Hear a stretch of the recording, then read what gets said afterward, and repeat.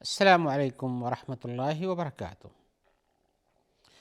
ناظرین کرام، احکام دین کا پروگرام آپ کی خدمت پیش ہے، جس میں آپ کے سوالوں کے جواب ہم کتاب و سنت کی روشنی میں دیتے ہیں۔ تو آئیے ہم آپ کے سوالوں کی طرف چلتے ہیں۔ آج کا پہلا سوال یہ ہے کہ ہم اپنی مسجد میں کچھ ایسے لوگوں کو دیکھتے ہیں، صورتحال و بیان کر رہے ہیں، جو نماز پڑھنے کے لیے آتے ہیں لیکن مسجد سے باہر ہی دور کھڑے رہتے ہیں اور وہاں مختلف قسم کی باتیں کرتے ہیں، ہنستے ہیں، اور گویا کہ وہ امام صاحب کے خطبے سے ذرا بھی متعلق نہیں ہیں، اور اسی طرح سے ان کا یہ عمل جاری رہتا ہے یہاں تک کہ جب نماز کے لیے اقامت کہی جاتی ہے تو مسجد میں آتے ہیں اور نماز میں شامل ہو جاتے ہیں، لیکن خطبہ تو انہوں نے سنا ہی نہیں ہوتا ہے۔ تو ایسا وہ لوگ ہمیشہ کرتے ہیں، کیا ان کا یہ عمل درست ہے اور کیا انہیں جمعہ کی نماز کا پورا ثواب ملتا ہے یا نہیں ملتا ہے؟ تو ہم جواباً کہیں گے کہ جو لوگ نماز پڑھنے کے لیے آتے ہیں اور امام صاحب کی مسجد کی طرف آتے ہیں جہاں خطبہ چل رہا ہے تو انہیں آ کے خطبے کے سننے کے لیے بیٹھنا چاہیے، اور جہاں تک ان کی آواز پہنچتی ہے اور وہ نماز ہی کے لیے آئے ہوئے ہیں تو وہاں بھی انہیں پرسکون انداز میں رہنا چاہیے، اس لیے کہ امام صاحب کے خطبے کا بھی ایک حق بنتا ہے جمعہ کی نماز میں۔ ایسا نہیں ہے کہ امام صاحب کا خطبہ جمعہ کی نماز سے الگ ہے اور آپ کا جمعہ کی نماز جو 2 رکعت پڑھی جاتی اسی میں آپ کی حاضری ضروری ہے، بلکہ خطبہ بھی سننے کے لیے حاضری ضروری ہے، اور اس کے بھی آداب ہیں، اور انہی آداب میں سے یہ بھی ہے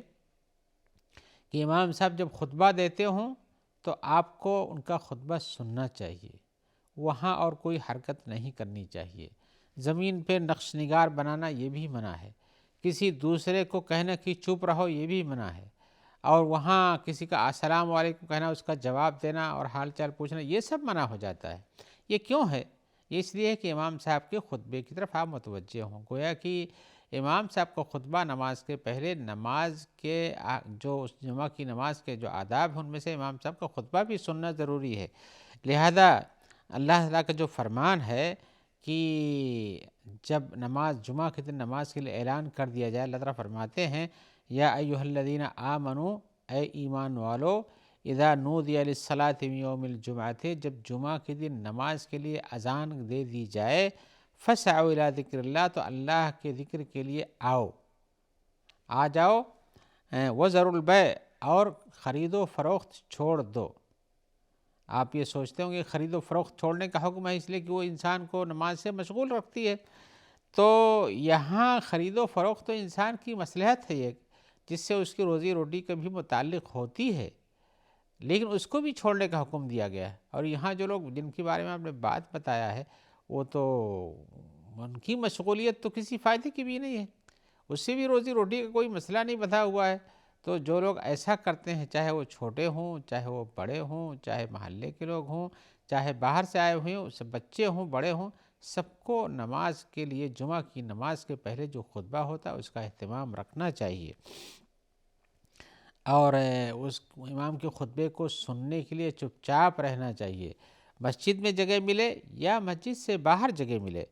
دونوں کا یہی حکم ہے، اور اگر ایسا نہیں کرتے ہیں تو جمعہ کی نماز کا ثواب ان سے ہٹ جاتا ہے۔ اللہ کے رسول کا فرمان سنیے، آپ فرماتے ہیں اذا قلت لصاحبک انصت یوم الجمعۃ والامام یخطب فقد لغوت، اگر آپ نے اپنے ساتھی سے جمعہ کے دن جمعہ کے امام کے خطبہ دینے کی حالت میں کہا کہ چپ رہو، حتیٰ کہ اشارہ بھی ایک طرح کا کلام ہے، اس سے ہی بچنا چاہیے، کہ اگر آپ نے چپ رہو تو آپ فرماتے ہیں فقط لغوت، تم نے لغو کام کیا ہے، حالانکہ آپ نے ایک مصلحت کا کام کیا تھا، دوسرا بولتا تھا اس کو چپ کرنے کے لیے آپ نے کہا چپ رہو، وہاں بھی آپ نے کہا کہ تم نے لغو کام کیا، یعنی تم کو خود تو کم از کم تم کو بھی خود چپ رہنا چاہیے، تو اس کے ساتھ بولنے کے ساتھ تم بھی بولتے ہو، یعنی اگر کوئی بات کرتا ہے تو اس کا جواب دینا، کوئی سلام کرتا ہے، حال چال پوچھتا ہے تو اس کا جواب دینا، یہ سب منع ہو جاتا ہے۔ لہذا اگر کوئی غلطی کر رہا ہے، بولتا ہے، تو آپ اس کو چپ کرنے کے لیے بولنا شروع کر دیں، آپ بولیں دوسرا بھی بولے، یہ بھی منع ہے، یہ لغو کام ہو جاتا ہے۔ ایک آپ نے دوسری حدیث میں فرمایا ہے جو اس سے بھی شدید وعید کی حامل ہے، وَالَّذِي يَتَكَلَّمُ وَالْإِمَامُ يَخْطُبُ، کمثل الحمار یحمل اسفارا، جو آدمی بات کرتا ہے اس حال میں کہ امام صاحب خطبہ دے رہے ہیں، امام صاحب کی خطبہ دینے کی حالت میں بات کرتا ہے، یعنی وہ بھی خطبہ سننے آیا ہوا ہے، تو آپ نے کہا کمثل الحمار یحمل اسفارا، یہ اس کی مثال اس گدھے جیسی ہے جو اپنے پیٹھ پہ بوجھ لاد کے چلتا ہو، یعنی بوجھ لاد کے چلتا ہے، اس سے کچھ فائدہ نہیں، بوجھ تو لادے ہوئے ہے، اب یہاں بھی کہہ لیجیے اگر وہ آیا خطبہ سننے کے لیے، نماز پڑھنے کے لیے، لیکن اس سے اس کو کچھ فائدہ نہیں ملتا، وہ اپنا آیا ٹائم پاس کر کے چلا جائے گا۔ تو وہ من قال له انصت، اور جس نے اپنے ساتھی سے کہا چپ ہو جاؤ، فقط لگا، تو اس نے لغو کام کیا ہے، اور من لگا فلا جمعۃ له، اور جس نے لغو کام کیا جمعہ کی نماز میں تو اس کا جمعہ نہیں ہوتا ہے۔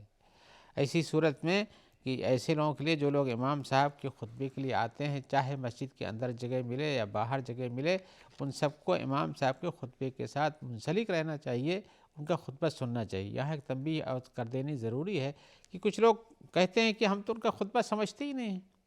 تو ہم چپ رہیں تو بھی کچھ نہیں فائدہ، اور نہ چپ رہیں تب بھی برابر ہی ہے، لیکن یہ بات نہیں ہے۔ اسلامی شعائر کو ادا کرنے کے لیے ان کے طریقے پہ ہی ادا کیا جائے۔ آپ نہیں سمجھتے ہیں تو یہ آپ کی کمی ہو سکتی ہے، آپ زبان نہیں جانتے ہیں،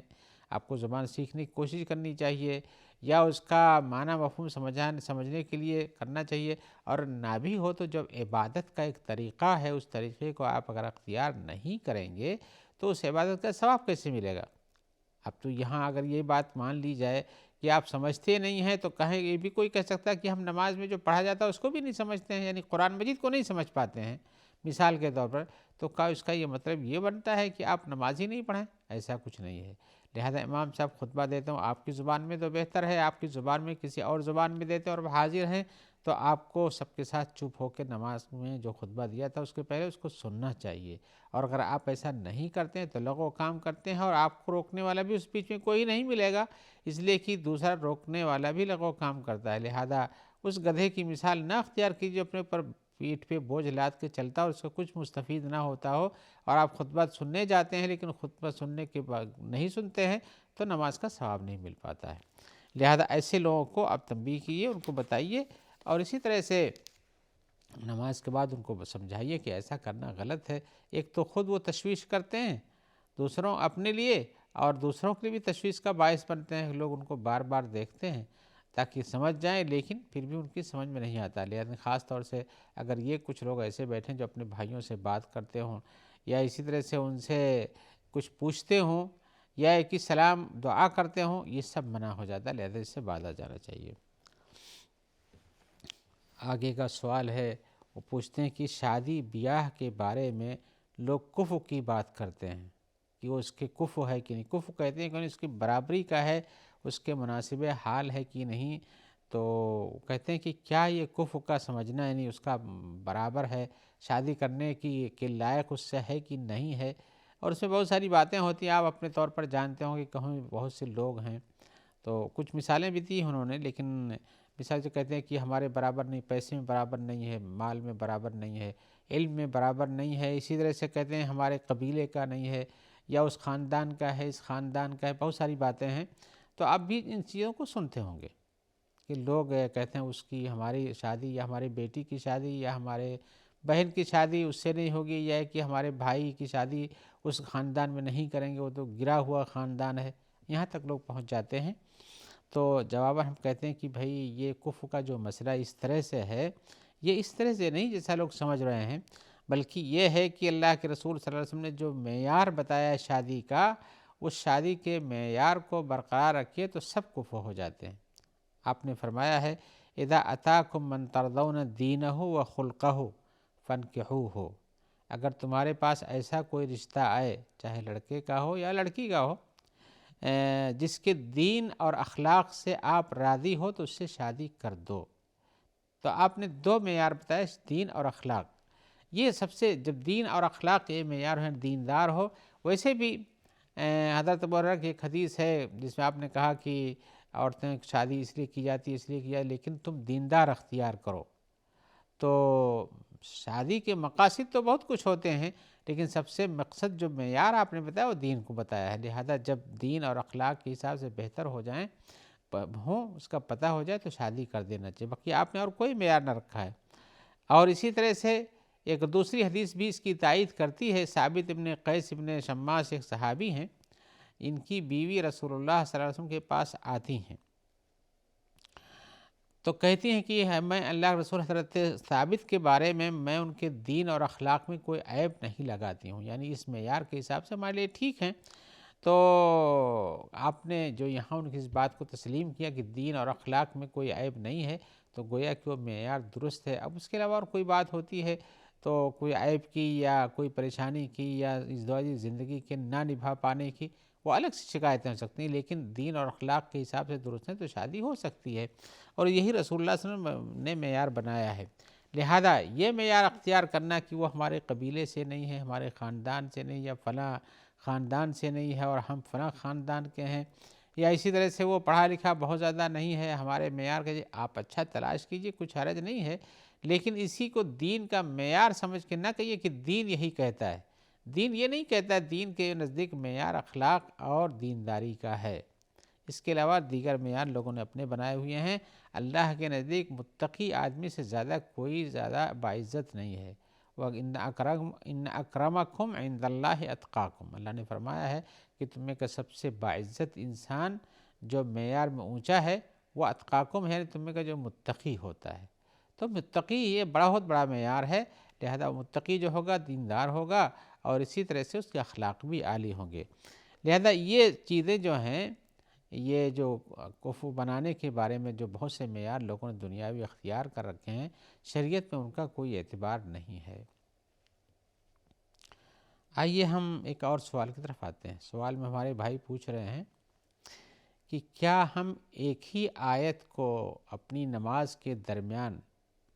بار بار دہرا سکتے ہیں؟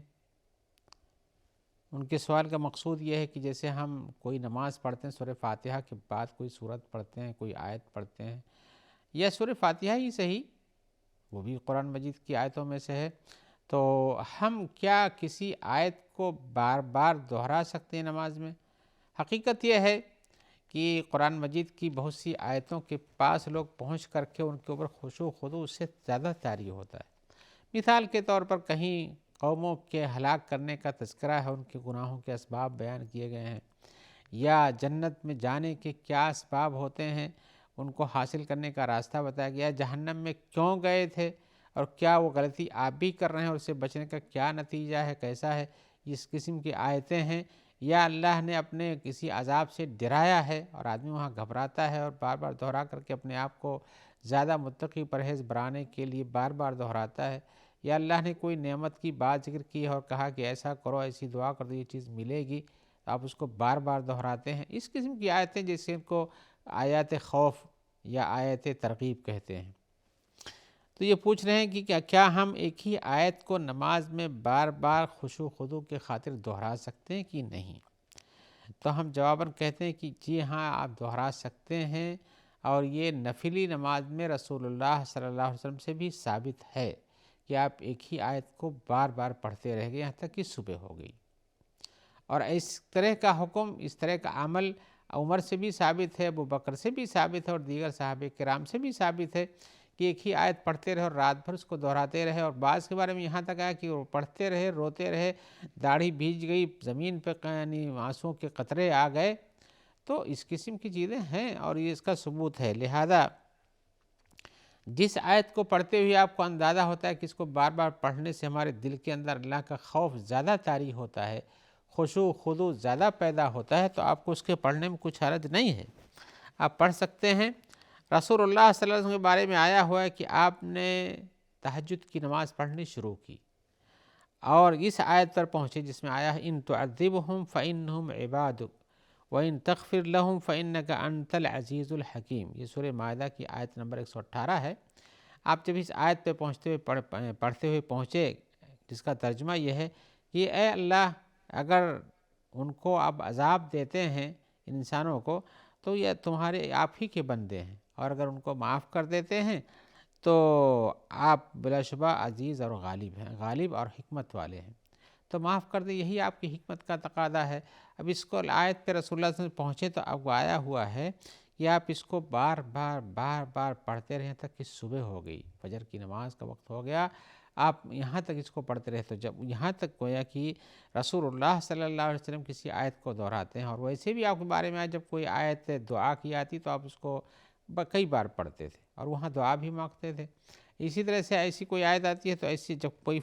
آ جائے تو وہاں تسبیح کرنے کا حکم ہو، اعوذ باللہ پڑھنے کا حکم ہو، سبحان اللہ کہنے کا حکم، تو اس کو پڑھ لینا چاہیے، کچھ حرج نہیں ہے۔ دعا بھی کرنا چاہیے، آیتوں کو بار بار دہرا کے اپنے اندر خشوع و خضوع پیدا کرنے میں کوئی ممانعت نہیں ہے۔ لیکن ایک بات جو بتانی ہوئی ہے کہ رسول اللہ صلی اللہ علیہ وسلم کے بارے میں جو اس قسم کے بیانات یا صحابہ کرام کے بارے میں آئے ہیں، وہ عام طور سے ان کی رات کی نمازوں یا نفلی نمازوں کے اندر تذکرہ ہے۔ فرض نماز کے بارے میں ایسی کوئی صراحت نہیں آئی ہوئی ہے، لیکن اس کا یہ مطلب نہیں ہے کہ آپ فرض نماز میں نہیں کر سکتے، اس لیے کہ جو چیز نفل نماز میں ثابت ہے وہ فرض نماز میں بھی کی جا سکتی ہے۔ بس اتنا کہا جا سکتا ہے کہ اگر آپ کے پیچھے مقتدی اور آپ بحیثیت امام پڑھا رہے ہیں لوگوں کو، تو ان کے حالات اور ضرورتوں کا دھیان رکھیے، اس لیے کہ امام صاحب کی نماز ہمیشہ جامع اور مختصر ہونی چاہیے، جیسا رسول اللہ صلی اللہ علیہ وسلم اپنے صحابہ کرام کو پڑھاتے تھے۔ اور آپ نے یہ سنا ہی ہوگا کہ اگر رسول اللہ صلی اللہ علیہ وسلم پیچھے سے کسی عورت کے بچے کے رونے کی آواز آتی تو آپ مختصر کر دیتے تھے، مختصر کر دیتے تاکہ نمازیوں کو تکلیف سے، کس میں ضرورت مند ہوتے ہیں، بڈھے بھی ہوتے ہیں، تو آپ اپنی نماز میں تو ایسا کر سکتے ہیں، کچھ حرج نہیں ہے، اور لیکن فرض نماز میں آپ تنہا ہو تو بھی کر سکتے ہیں، کچھ مشکل نہیں ہے۔ لیکن نماز پڑھاتے ہوئے آپ کو نمازیوں کا دھیان رکھنا چاہیے، ایسا نہ ہو کہ آپ کسی آیت ہی میں پڑھیں اور بار بار پڑھتے پڑھتے اس میں 10-20 منٹ لگا دیں، یہ اچھی بات ہے، اس لیے نمازوں کا خیال نہیں رہ جاتا ہے۔ آئیے اسی جواب کے ساتھ ہم آپ سے اجازت چاہتے ہیں، انشاءاللہ آئندہ پھر ملاقات ہوگی، آپ کے سوالات ہوں گے، ہماری جانب سے ان کی جواب بھی رہیں گے، کتاب و سنت کی روشنی میں انشاءاللہ رہیں گے، اور ہم اجازت چاہتے ہوئے دعا کرتے ہیں کہ اللہ تعالیٰ آپ کو خیر سے رکھے، اور جو لوگ آپ تک اس پروگرام کے پہنچانے میں مددگار ہیں، ان کا تعاون حاصل اللہ تعالیٰ ان سب کو بھی اجر جزیل عطا فرمائے۔ السلام علیکم ورحمۃ اللہ وبرکاتہ۔